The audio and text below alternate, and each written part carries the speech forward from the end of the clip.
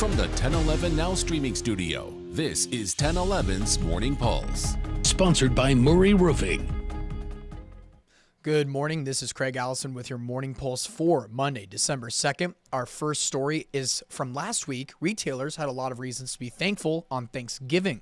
According to Adobe Analytics, holiday shoppers forked out a record-setting $6.1 billion on Turkey Day.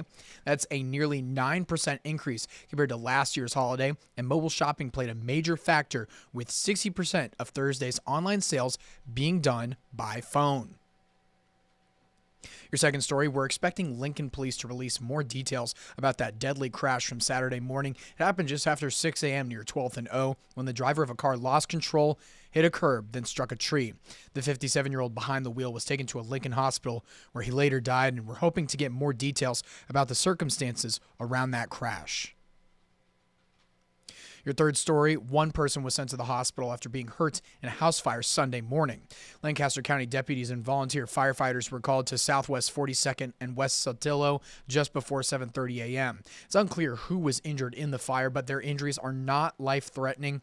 There's around $200,000 in damage, and the state fire marshal's office is investigating this situation.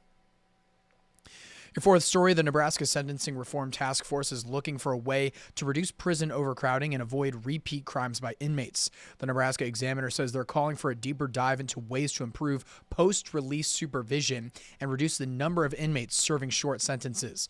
In their 16-page annual report, the task force wants more studies of possible reforms with the intention of introducing proposals during the 2026 legislative session. And wrapping things up with your final story, across Lincoln, stores are showcasing their holiday spirit by participating in the first ever Window Wonderland. It's an event put on by the city to encourage businesses to decorate their exteriors for Christmas.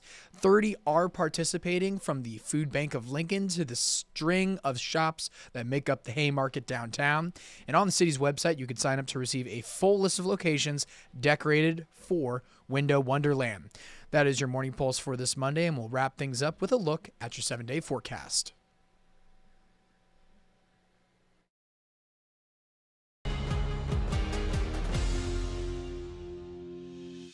You've been listening to 1011's Morning Pulse. Watch, listen, stream on the 1011 Now app, on YouTube, or wherever you get your podcasts.